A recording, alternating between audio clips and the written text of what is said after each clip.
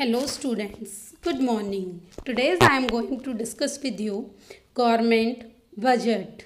देखिए first of all government budget को understand करने से पहले हम अंडरस्टैंड करते हैं what is mean by budget. Budget का मीनिंग क्या है? देखिए स्टूडेंट्स, बजट क्या है? देखिए बजट नॉर्मल जो फैमिली है वो भी बजट बनाती हैं, आम पब्लिक जो जिसको हम बोलते हैं, या फिर आप ये लगा लीजिए हर घर में बजट बनता है. Clear?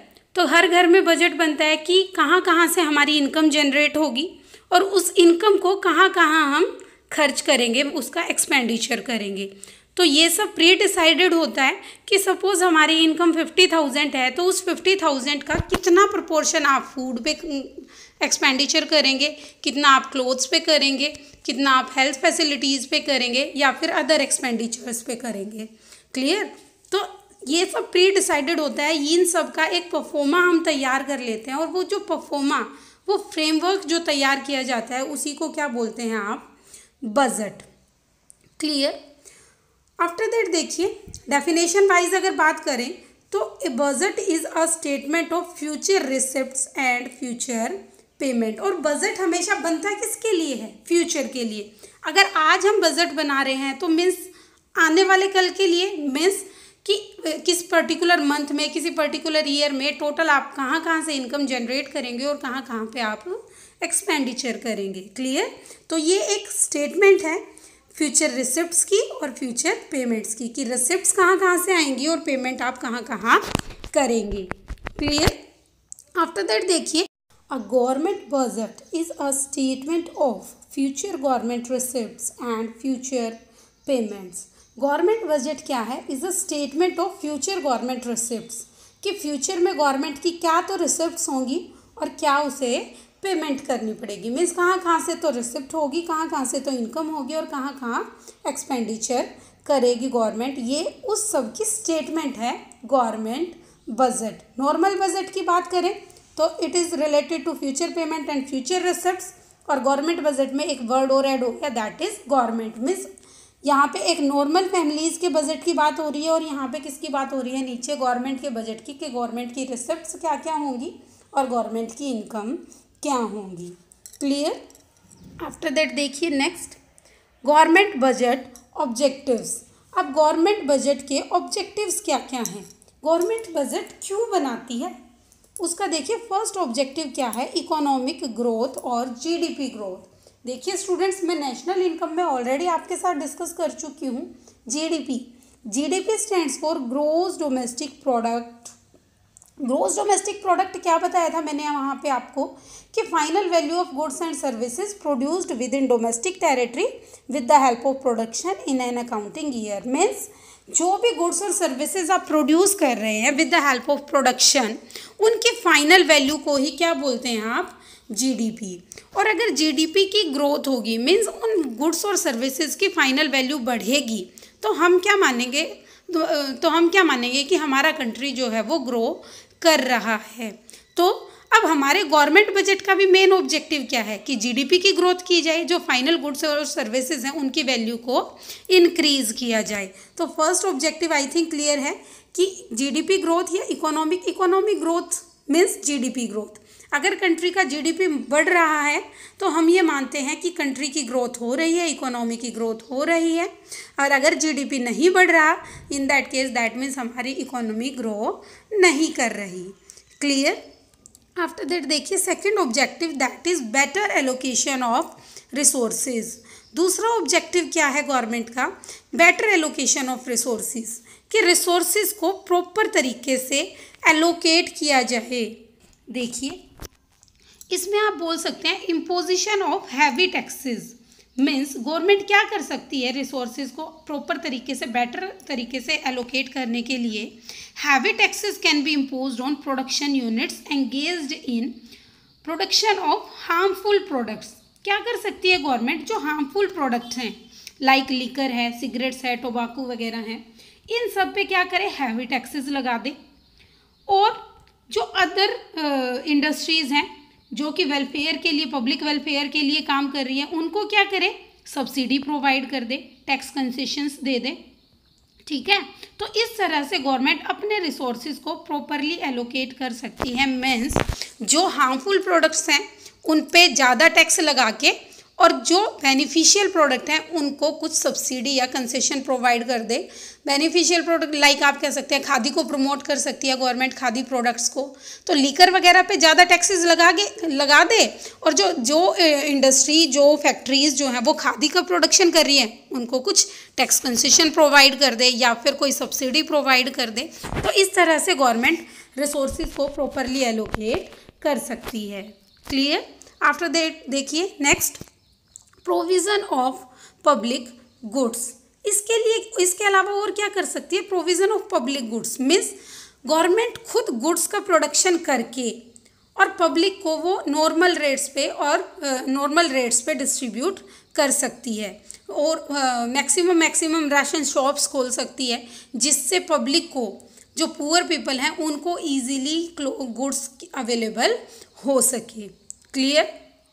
Next, redistribution of income and wealth. इसके अलावा और क्या कर सकती है गवर्नमेंट? रीडिस्ट्रीब्यूशन कर सकती है इनकम और वेल्थ का। देखिए कैसे गवर्नमेंट रीडिस्ट्रीब्यूशन कर सकती है इनकम और वेल्थ का? प्रोग्रेसिव इनकम टैक्सेशन फॉलो करके। प्रोग्रेसिव इनकम टैक्सेशन क्या होता है कि जितनी ज़्यादा हायर इनकम होगी, जितनी हायर इनकम होगी टैक्स की रेट उतनी ही ज़्यादा होगी, और जितनी लोअर इनकम होगी टैक्स रेट उतनी ही कम होगी। क्लियर? उसको बोलते हैं higher taxation policy. Government redistribution of income and wealth के लिए हायर टैक्सेशन पॉलिसी को फॉलो कर सकती है कि जिनकी इनकम बहुत ज़्यादा है उन पे ज़्यादा टैक्स लगा दे, और जिनकी इनकम काफ़ी कम है उनको या तो टैक्स फ्री कर दे या बहुत ही कम टैक्स की रेट डिसाइड कर दे। दूसरा, और क्या मेथड अडॉप्ट कर सकती है गवर्नमेंट? दूसरा कर सकती है ट्रांसफ़र पेमेंट्स एंड सब्सिडीज़। जिनको रिक्वायरमेंट है उनको transfer payment, one sided payment जिसको बोलते हैं, मैं आपको ऑलरेडी नेशनल इनकम में बता चुकी हूँ कि फॉर एग्जांपल स्कॉलरशिप प्रोवाइड कर दे स्टूडेंट्स को, या ओल्ड एज पेंशन वगैरह। मीन्स अपने पैसे को वो यहाँ पे एक्सपेंडिचर कर सकती है, खर्च कर सकती है ट्रांसफ़र पेमेंट्स में, या फिर जो वेलफेयर के लिए जो इंडस्ट्री काम कर रही हैं उनको सब्सिडी प्रोवाइड कर दे। तो इस तरह से गवर्नमेंट रीडिस्ट्रीब्यूशन कर सकती है इनकम और वेल्थ का। Next, balanced regional growth. इसके अलावा और गवर्नमेंट क्या कर सकती है? Regional growth. रीजन क्या होता है? क्षेत्र, एरिया वाइज भी ग्रोथ को इंक्रीज करना कि वो बैलेंस्ड रहे। ये नहीं कि कोई पर्टिकुलर एरिया तो बहुत ज़्यादा ग्रो कर रहा है और कोई अदर एरिया है जहाँ पे कोई डेवलपमेंट ही नहीं हो रही। दैट मीन्स गवर्नमेंट बजट में ही ये डिसाइड करती है कि किस पर्टिकुलर एरिया को कितना प्रमोशन की ज़रूरत है, वहाँ हमें कितना एक्सपेंडिचर करना है, कौन सा एरिया ऑलरेडी डेवलप्ड है, कहाँ से हम मनी विड्रॉ कर सकते हैं और किसी पर्टिकुलर अंडर डेवलप्ड एरिया में वो पैसा लगा सकते हैं। तो गवर्नमेंट का ये भी ऑब्जेक्टिव होता है कि वो बैलेंस्ड रीजनल ग्रोथ करे। क्लियर? नेक्स्ट देखिए, एम्प्लॉयमेंट अपॉर्चुनिटी। ये भी गवर्नमेंट बजट का ऑब्जेक्टिव है कि जब गवर्नमेंट बजट बनाती है दैट टाइम वो डिसाइड करती है कि कहाँ से कितना एम्प्लॉयमेंट जनरेट करना है, एम्प्लॉयमेंट अपॉर्चुनिटी को बढ़ाना है। मीन्स कैसे गवर्नमेंट रोजगार बढ़ा सकती है, एम्प्लॉयमेंट को एनहांस कर सकती है, नई इंडस्ट्री लगा के या फिर नए रोड्स या फिर स्ट्रीट्स वगैरह बनवा के। क्लियर? तो जिससे ज़्यादा से ज़्यादा लोगों को काम मिल सके और कोई भी अनएम्प्लॉयड ना रहे। तो गवर्नमेंट बजट में ये भी डिसाइड करती है कि कैसे कैसे हम एम्प्लॉयमेंट को जनरेट कर सकते हैं। क्लियर? Next, economic stability. इसके अलावा गवर्नमेंट का एक और ऑब्जेक्टिव होता है बजट बनाने का, economic stability. Economic stability means economy में स्टेबिलिटी रहे, बहुत ज़्यादा फ्लक्चुएशंस ना हो। फ्लक्चुएशंस किस टाइप से हो सकती हैं? देखिए, अलग अलग आपने पढ़ा भी है कि जैसे बूम की सिचुएशन आती है, फिर रिसेशन आता है, डिप्रेशन आता है, आफ्टर दैट रिकवरी की सिचुएशन आती है। There are 4 situations in the economy. तो वो सिचुएशंस बार बार ना आए कि कभी बूम की इन्फ्लेशन की सिचुएशन आ रही है, फिर इकोनॉमी एकदम से रिसेशन में जा रही है, डिप्रेशन में जा रही है, फिर रिकवर कर रही है। मीन्स कोशिश करके इकोनॉमी को स्टेबल रखने की कोशिश की जाती है कि इकोनॉमी स्टेबल रहे, उसमें बहुत ज़्यादा फ्लक्चुएशंस ना आए। और वो भी तभी हो सकता है जब गवर्नमेंट पहले से सब कुछ डिसाइड करके रखे अपने गवर्नमेंट बजट में। क्लियर? आफ्टर दैट देखिए next, structure of budget. Budget का स्ट्रक्चर क्या है? इसके दो कंपोनेंट हैं, गवर्नमेंट बजट, इसके दो कंपोनेंट हैं। First is budget receipts and second is budget expenditure. अब देखिए स्टार्टिंग से हम यही तो बात कर रहे हैं, बजट रिसिप्ट्स और बजट एक्सपेंडिचर्स की। क्लियर? तो देखिए बजट रिसिप्ट्स क्या होती है। इसमें आपकी दो तरह की रिसिप्ट आती है। First is revenue receipt and second one is capital receipt. Same budget expenditure भी टू टाइप्स का, that is revenue expenditure and second one is capital expenditure.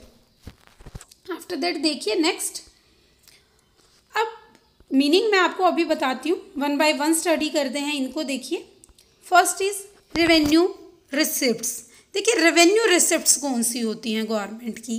These are those money receipts of the government which do not reduce any asset of the government, do not create any corresponding liability of the for the government। देखिए students बिल्कुल ध्यान से सुनेंगे, अगर आपने थोड़ी सी भी carelessness दिखाई तो आप अंडरस्टैंड नहीं कर पाएंगे कि एग्जैक्टली रेवेन्यू रिसिप्ट्स का मीनिंग क्या है। देखिए रेवेन्यू रिसिप्ट्स वो मनी रिसिप्ट होती हैं गवर्नमेंट की which do not reduce any asset of the government. Means अब देखिए कोई भी बंदा है, कोई भी ह्यूमन बीइंग है, अगर वो कुछ रिसीव करता है तो बदले में कुछ ना कुछ पेमेंट भी करनी पड़ती है। समझ रहे हैं ना मेरी बात? तो रेवेन्यू रिसिप्ट्स वो रिसिप्ट हैं which do not reduce any asset of the government, जो कि कोई भी एसेट रिड्यूस नहीं करती गवर्नमेंट की। मीन्स सिर्फ गवर्नमेंट को मिलती हैं, इन रिटर्न गवर्नमेंट को कुछ भी नहीं देना पड़ता, गवर्नमेंट की एसेट कम नहीं होती। Second, note create any corresponding liability for the government. देखिए ना तो साथ के साथ देना पड़ता गवर्नमेंट को, मीन्स गवर्नमेंट ले तो लेती है बट ना तो पे करती जिससे गवर्नमेंट की एसेट कम हो जाए, ना लाइबिलिटी अराइज होती कि भाई ये हो कि आज गवर्नमेंट को मिल रहा है और इन फ्यूचर गवर्नमेंट को देना पड़ेगा, गवर्नमेंट की कोई लाइबिलिटी भी अराइज नहीं होती। तो अब आप सोच रहे होंगे कि ऐसी कौन सी रिसिप्ट है भाई कि गवर्नमेंट को सिर्फ हम दे रहे हैं, इन रिटर्न ना तो गवर्नमेंट हमें कुछ दे रही, ना कुछ देने का वादा कर रही, ना कोई प्रॉमिस कर रही है आपको। भाई प्रॉमिस करेगी तभी तो फ्यूचर की लाइबिलिटी अराइज होगी ना।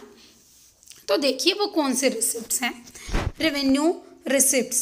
There are two types of revenue receipt, that is tax receipts and second one is non tax receipts. Two form में गवर्नमेंट हमसे पैसा कलेक्ट करती है, एक टैक्स रिसिप्ट और दूसरा नॉन टैक्स रिसिप्ट्स की फॉर्म में।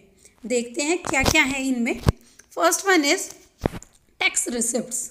अब टैक्स रिसिप्ट्स में देखिए फर्स्ट इनकम टैक्स। गवर्नमेंट क्या करती है? टैक्स चार्ज करती है, टैक्स लेती है पब्लिक से। उसमें फर्स्ट है आपका इनकम टैक्स। इनकम टैक्स क्या? जो भी हमने इनकम अर्न की उस पर कुछ टैक्स पे करना पड़ता है हमें गवर्नमेंट को, उसको क्या बोलते हैं?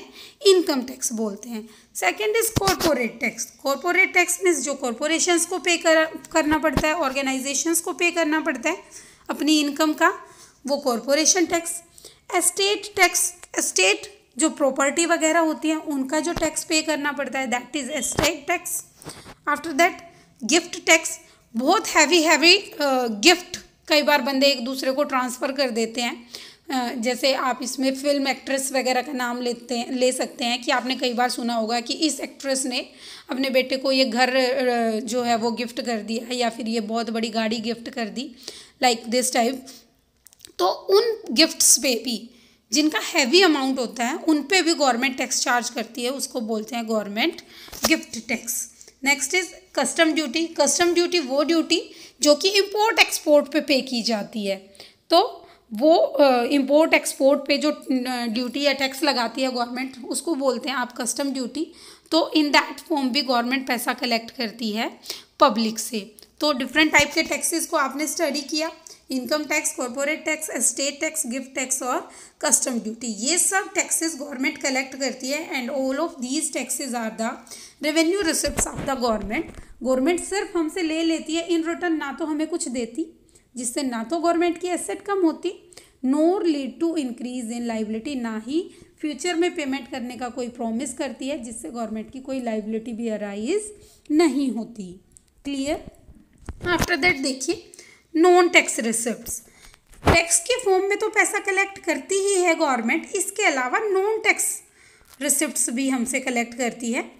उसमें देखिए क्या क्या है। First is fees. गवर्नमेंट क्या करती है, हमसे फीस चार्ज करती है। मीन्स सपोज आप कोई भी सपोज कोई लाइसेंस बनवा रहे हैं गवर्नमेंट के पास, ड्राइविंग लाइसेंस बनवा रहे हैं या फिर कोई अदर लाइसेंस है, जैसे गाड़ी के कागज़ वगैरह तैयार करवाते हैं, तो उनके लिए क्या करती है गवर्नमेंट, हमसे कुछ फ़ीस चार्ज करती है। आरसी वगैरह बनवाते हैं तो वो क्या है गवर्नमेंट की नॉन टैक्स रिसिप्ट। इसके अलावा फ़ाइन भी लगाती है। सपोज़ हम गाड़ी पे या किसी भी व्हीकल पे जा रहे थे, आपने हेलमेट नहीं पहन रखा था, आपका चालान काट दिया, वो क्या है फ़ाइन। तो फ़ाइन के फॉर्म में भी आपसे पैसा कलेक्ट किया जाता है। Next escheat. एस्चीट क्या होती है? एस्चीट सपोज कोई प्रॉपर्टी है जिसका owner without declaration of his legal heir, means कि वो अपना कोई भी लीगल हेयर अपॉइंट किए बिना ही उसकी डेथ हो गई।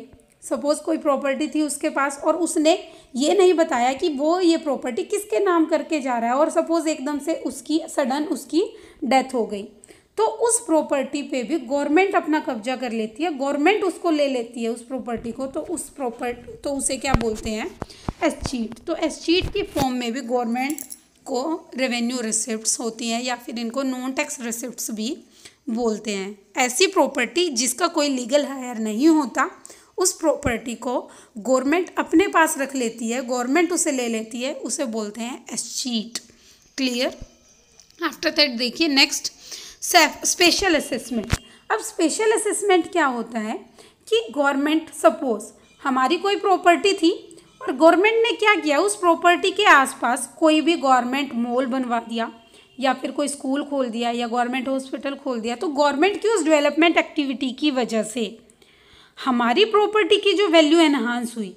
कई बार गवर्नमेंट उस पे भी कुछ अमाउंट हमसे चार्ज कर लेती है कि मेरी डेवलपमेंट एक्टिविटी की वजह से आपकी प्रॉपर्टी की वैल्यू इंक्रीज़ हुई है, तो कुछ अमाउंट आपको मुझे देना पड़ेगा। तो गवर्नमेंट कई बार ऐसे चार्ज कर लेती है और उस चार्ज को ही क्या बोलते हैं आप? Special assessment. Clear? After that next देखिए income from PSUs. PSUs public sector undertakings. कई बार इनकम होती है गवर्नमेंट को पीएसयूज से। अब देखिए पीएसयूज क्या होती हैं? PSUs public sector undertakings. इसके अलावा गवर्नमेंट को नॉन टैक्स रिसिप्ट्स की फॉर्म में पब्लिक सेक्टर अंडरटेकिंग्स से भी इनकम होती है। मीन्स जो गवर्नमेंट की अंडरटेकिंग्स है वहाँ से भी इनकम जनरेट होती है। वो भी किसको मिलती है? गवर्नमेंट को। क्यों? क्योंकि वो तो गवर्नमेंट की ही ऑर्गेनाइजेशन है। Next income from sale of spectrum like 3G and 4G। इसके अलावा 3G 4G जो कम्युनिकेशन मीडिया यूज़ होते हैं, थर्ड जनरेशन 4th जनरेशन काफ़ी एडवांस्ड मीडिया हैं, इनकी सेल से भी जो इनकम जनरेट होती है वो भी किसको मिलती है? गवर्नमेंट को। नेक्स्ट ग्रांट्स और डोनेशन। इसके अलावा कोई डोनेशन मिल गया गवर्नमेंट को या किसी तरह की कोई ग्रांट किसी अदर कंट्री से, तो वो भी किसका पार्ट माना जाता है? गवर्नमेंट की नॉन टैक्स रिसिप्ट्स का। क्लियर है स्टूडेंट्स? तो रेवेन्यू रिसिप्ट्स में मैंने आपको दो चीज़ें बताई, टैक्स रिसिप्ट्स और non tax receipts. Tax receipts में डिफरेंट टैक्सेस आपके, वो इनकम टैक्स हो सकता है, कॉर्पोरेशन टैक्स हो सकता है, state tax, gift tax, custom duty, या फिर वन स्किप हो गया था यहाँ पे, दैट इज़ जीएसटी। आप सब अच्छे से as all of you are very well aware about GST, that is goods and services tax. Goods and services पे जो टैक्स लगता है, पहले डिफरेंट टैक्सेस लगते थे, आजकल उनको रिप्लेस करके एक ही टैक्स बना दिया गया है, that is GST, goods and services tax. Clear है स्टूडेंट्स? आफ्टर दैट देखिए next that is capital receipts. अब कैपिटल रिसिप्ट्स कौन सी होती हैं? These are those receipts of the government which reduce any asset of the government. क्या, या तो एसेट को रिड्यूस करेंगी।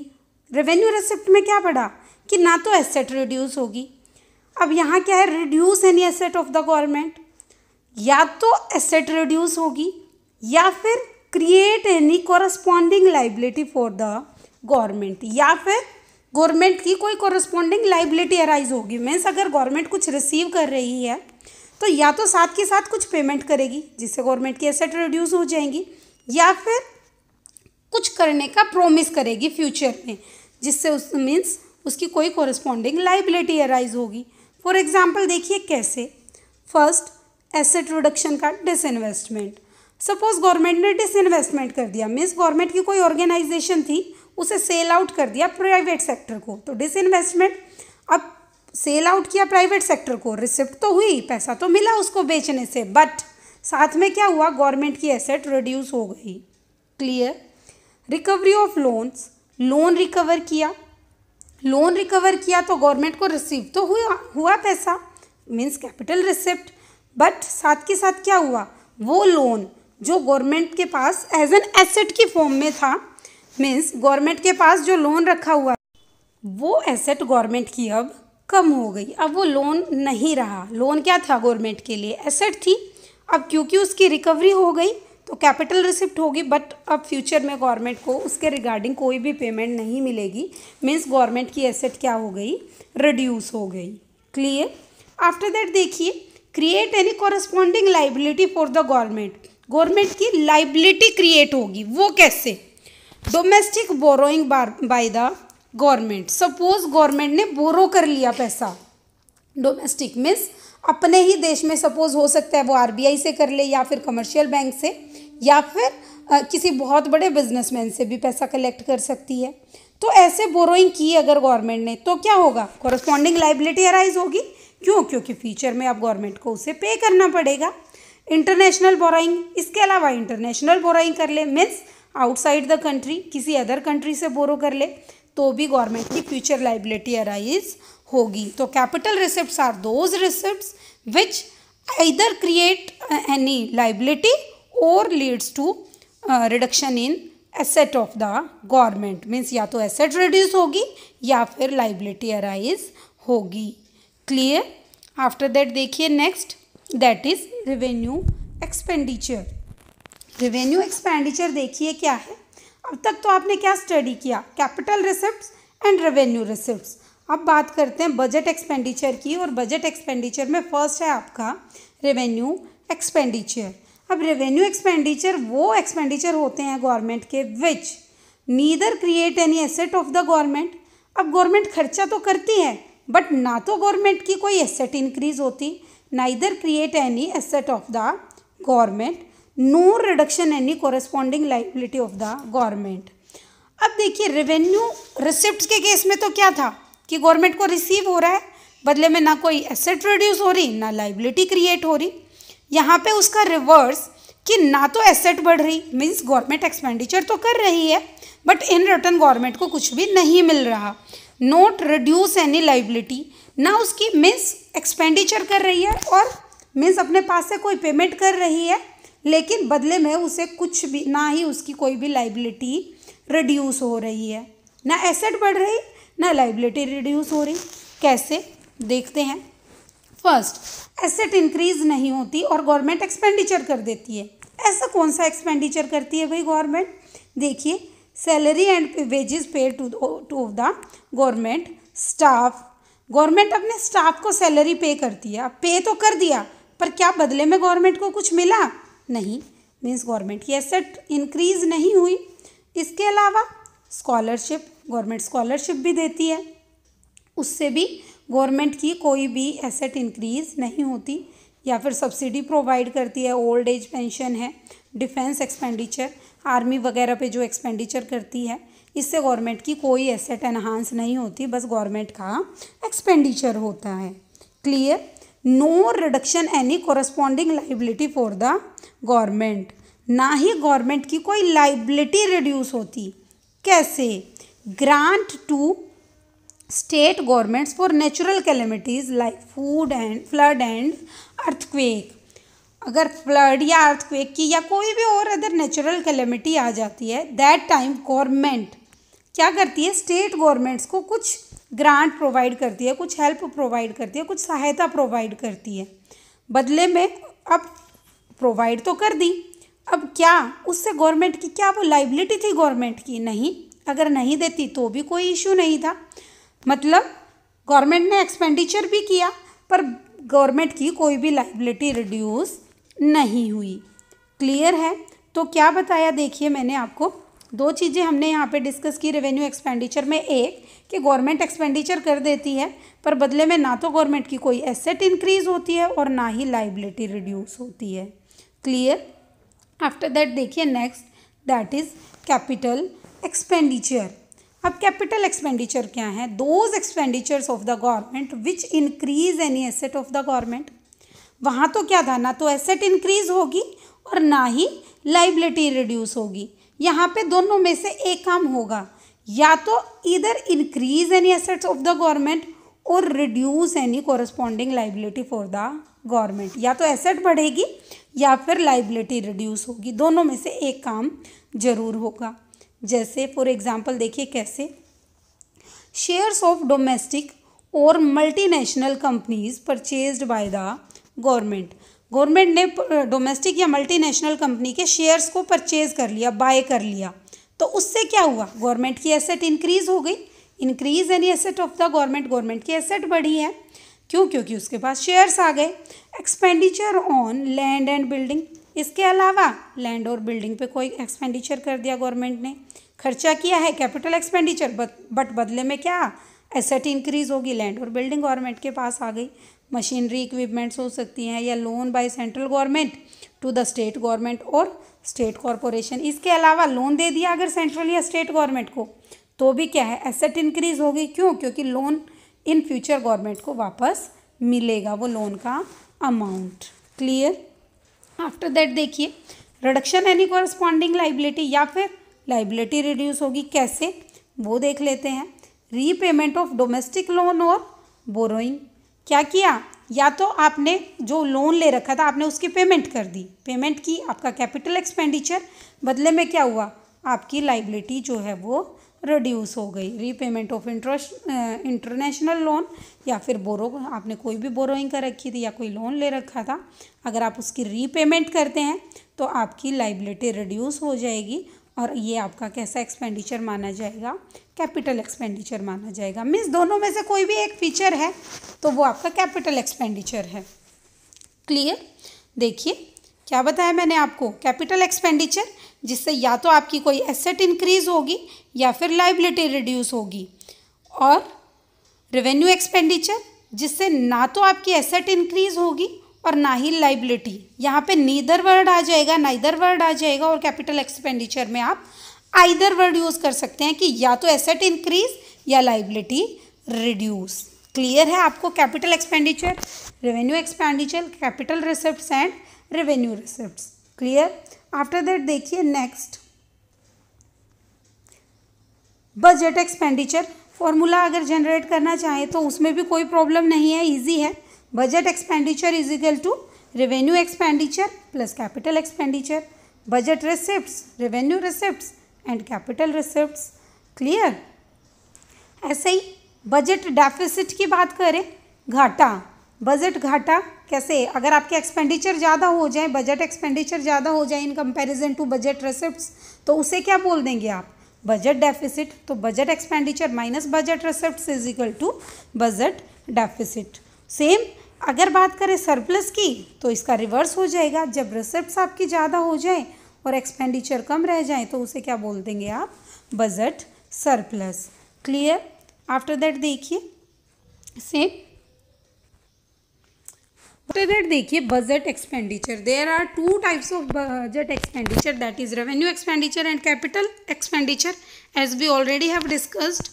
बट अगर और थोड़ा सा थोरोली स्टडी करें तो budget expenditure again two parts में डिवाइड होता है, that is plan expenditure and non plan expenditure. Clear? तो वन बाय वन डिस्कस करते हैं कि प्लान एक्सपेंडिचर क्या है और नॉन प्लान एक्सपेंडिचर क्या है।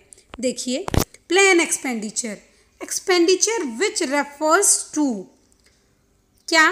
Specified plans and programs of the government, ऐसा एक्सपेंडिचर जिसके बारे में प्लान किया गया हो, specified plans and programs of the government.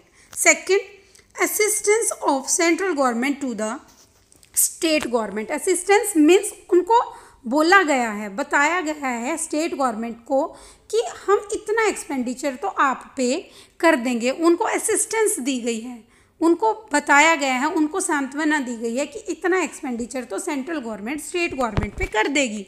That mean also the part of plan expenditure can be both revenue और कैपिटल, और रेवेन्यू भी हो सकता है ये एक्सपेंडिचर और कैपिटल भी हो सकता है। Clear? After that non plan expenditure, all expenditures other than plan expenditure are known as non plan expenditure। easy है।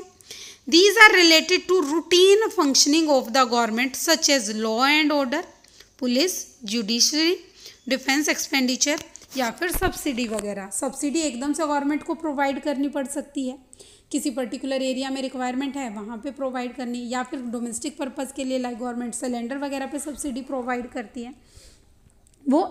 अब सब्सिडी वगैरह भी कुछ प्लान होती है और कुछ नॉन प्लान होती है, बट हम ये मानते हैं कि एकदम से भी कोई सब्सिडी प्रोवाइड करनी पड़ सकती है, दैट्स वाई इसे नॉन प्लान एक्सपेंडिचर का पार्ट माना गया है। इसके अलावा लॉ ऑर्डर पे ज़्यादा एक्सपेंडिचर भी हो सकता है और कम भी एक्सपेंडिचर हो सकता है, तो इसलिए ये चेंज होता रहता है, विदाउट एनी प्लानिंग होता है, दैट्स वाई इसे नॉन प्लान एक्सपेंडिचर बोलते हैं। क्लियर? आफ्टर दैट देखिए next, that is budget deficit. Budget deficit देखिए क्या है। डेफिसिट क्या होता है? घाटा। अब बजट डेफिसिट क्या होगा? जब आपके एक्सपेंडिचर ज़्यादा हो जाए और रिसिप्ट क्या रह जाए? कम। और इन समराइज आप ये कह सकते हैं, budget expenditures minus budget receipts is called budget deficit. वही देखिए लिखा हुआ है यहाँ पे, बजट एक्सपेंडिचर में आपके दोनों expenditure that is revenue expenditure and capital expenditure, same receipts में budget receipts and capital receipts. यहाँ पे देखिए ये अमाउंट लिखा हुआ है, रेवेन्यू एक्सपेंडिचर आपके 100, capital 50, receipts revenue 90 and capital receipts is 60। तो अब देखिए कैसे बजट डेफिसिट आप निकालेंगे अगर आपको कैलकुलेट करना है तो 150 that is 100 plus 50, 150 budget expenditure minus 90 plus 60 that is 150 budget receipts, 150 minus 150 is equal to 0। तो बजट डेफिसिट कितना है? इस एग्जाम्पल की बात करें तो यहाँ पे बजट डेफिसिट कुछ है ही नहीं, दैट इज 0। क्लियर है? आफ्टर दैट देखिए, और इस टाइप से दिखा सकते हैं, ये बिल्कुल इसने ओपन करके दिखा दिया, यहाँ पे 100 plus 50 minus 90 minus 60 is equal to 0। Clear है? आफ्टर दैट देखिए सेम फॉर्मूले को भी थोड़ा सा ओपन करके दिखा दिया, revenue expenditure plus capital expenditure minus revenue receipts minus capital receipts. Clear होगा I think students. After that देखिए one more example for revenue deficit. अब इस एग्जाम्पल में क्या है? Revenue expenditure 100, capital expenditure is 50, revenue receipts 90 and capital receipts is 60। Clear? अब देखते हैं कैसे निकालेंगे रेवेन्यू बजट डेफिसिट। अगर आपको निकालना है तो सेम वही 150, सेम एग्जाम्पल है, बट यहीं पे अगर मैं आपको बोल दूं, अब तक तो आपने क्या सीखा? बजट डेफिसिट, बट इसी एग्जाम्पल में अगर आपको बोल दिया जाए कि आप रेवेन्यू डेफिसिट कैलकुलेट कीजिए, रेवेन्यू डेफिसिट मीन्स आयकर घाटा, मीन्स कैसे कैलकुलेट करेंगे? अब रेवेन्यू की बात की तो सिर्फ रेवेन्यू को ले लेंगे आप, कैपिटल एक्सपेंडिचर्स और कैपिटल रिसिप्ट्स को आप इग्नोर कर देंगे। देखिए कैसे, फॉर्मूला क्या बन जाएगा आपका? Revenue expenditures minus revenue receipts. जब बजट की बात की तो budget expenditure minus budget receipts, अब रेवेन्यू डेफिसिट की बात कर रहे हैं तो सिर्फ रेवेन्यू को ले लेंगे और कैपिटल एक्सपेंडिचर्स और कैपिटल रिसिप्ट्स को इग्नोर कर देंगे। तो रेवेन्यू एक्सपेंडिचर कितने हैं आपके? 100 और रेवेन्यू रिसिप्ट्स कितनी है आपकी? 90। तो रेवेन्यू डेफिसिट कितना आ गया आपका यहाँ पे? 10। क्लियर है? आई थिंक ईजी है। आफ्टर दैट देखिए next is fiscal deficit, most important. Fiscal deficit देखिए, फिस्कल डेफिसिट क्या होता है? राजकोषीय घाटा। मीन्स जब गवर्नमेंट की के एक्सपेंडिचर ज़्यादा हो जाए in comparison to government receipts but other than borrowing, means borrowing को छोड़ के जब गवर्नमेंट की एक्सपेंडिचर ज़्यादा हो जाती है इन कंपैरिजन टू रिसिप्ट, तो उसे बोलते हैं आप फिस्कल डेफिसिट। क्लियर? तो देखिए यहीं से आपका फॉर्मूला भी जनरेट हो जाएगा। क्या? Fiscal deficit is equal to total expenditure. Total expenditure में क्या क्या आपका रेवेन्यू एक्सपेंडिचर और capital expenditure. Total expenditure minus total receipts, revenue receipts भी और कैपिटल रिसिप्ट्स भी। बट स्टूडेंट्स कैपिटल रिसिप्ट्स में क्या आती है आपकी? बोरोइंग भी कैपिटल रिसिप्ट्स में आती है, बट उनको तो हमें क्या करना है? इग्नोर। तो आप फॉर्मूला क्या बना देंगे? Total expenditure minus total receipts. Total expenditure minus total receipts other than borrowing. Clear? तो total expenditure minus total receipts other than borrowing means borrowing को छोड़ के बाकी सारी रिसिप्ट्स। और बोरोइंग किसका पार्ट है आपका? कैपिटल रिसिप्ट्स का। इसलिए आपको लिखना पड़ेगा। अगर टोटल ही रिसिप्ट्स को माइनस करना होता तो वो आपका बजट डेफिसिट का फॉर्मूला हो जाता कि total expenditure minus total receipts. But यहाँ पे डिफरेंट क्या है students? Other than borrowing means borrowing को छोड़ के। तो बस अगर आपको ये अंडरस्टैंड हो गया है तो ईजिली आप सोल्व कर सकते हैं इस क्वेश्चन को। टोटल एक्सपेंडिचर कितना हो जाएगा आपका? 150, that is 100 plus 50। 150 minus total receipts that is 90 plus 60 150। और बोरोइंग इसमें कितनी है? 20, तो 20 माइनस कर दीजिए means 150 minus 130 is equal to 20, that is your fiscal deficit. Clear है? देखिए थोड़ा सा ओपन करके भी लिख रखा है। Revenue expenditure is equal to fiscal deficit is equal to revenue expenditure plus capital expenditure minus revenue receipts minus capital receipts. But capital receipts कौन सी?